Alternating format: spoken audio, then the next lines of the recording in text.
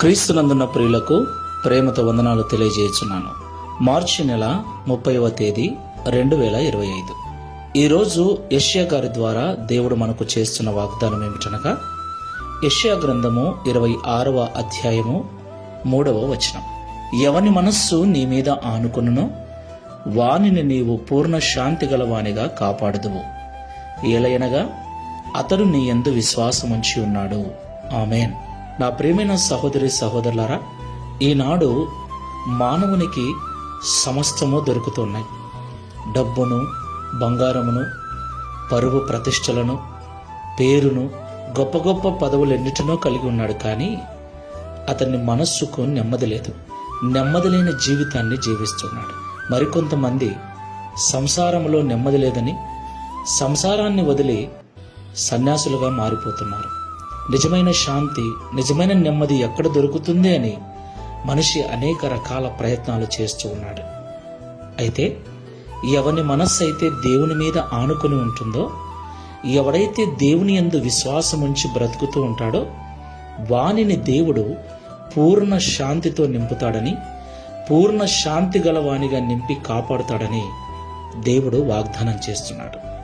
కాబట్టి ఈ మాటలు వింటున్న ప్రియ సహోదరి సహోదరుడా, ఎంత డబ్బు ఉన్నా, ఎంత పేరు ఉన్నా, ఎంత పలుకుబడి ఉన్నా, ఎంత ప్రతిష్ట ఉన్నా, మనస్సుకు శాంతి దొరకాలి అంటే మన మనస్సు ఈ లోక సంబంధమైన వాటి మీద కాకుండా దేవుని మీద వేసుకొని జీవించాలి.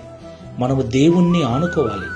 మనకున్న ఆస్తులను, ఐశ్వర్యమును నమ్ముకొనకుండా, మనకున్న పదవులను నమ్ముకొనకుండా దేవుణ్ణి నమ్ముకొని మన మనస్సు ఆయన మీద నిలుపుకోవాలి. అలాగూ తీర్మానం చేసుకుని ప్రార్థన చేసుకుందాం. సాత్వికుడమైన ప్రభువా, పరిశుద్ధమైన మీ నామమునకు స్తోత్రములు చెల్లిస్తున్నాం.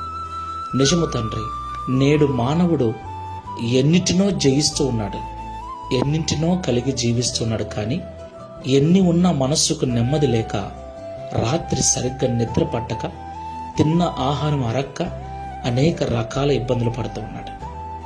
ఎన్ని ఉన్నా ఈ లోకంలో శాంతి దొరకదు అని, ఎవని మనస్సైతే నీ మీద ఆనుకుని ఉంటుందో వానికి పూర్ణ శాంతిని మీరు అనుగ్రహిస్తారని ఈరోజు మాతో మాట్లాడినందుకు స్తోత్రాలు.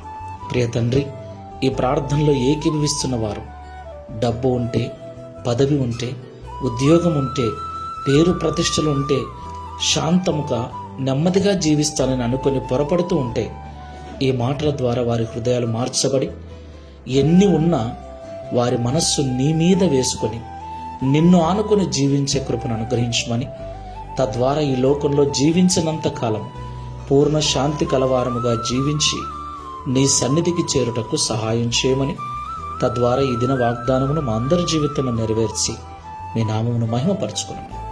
యేసు నామములో ప్రార్థిస్తున్నాము తండ్రి. ఆమేన్. Praise the Lord. God bless you.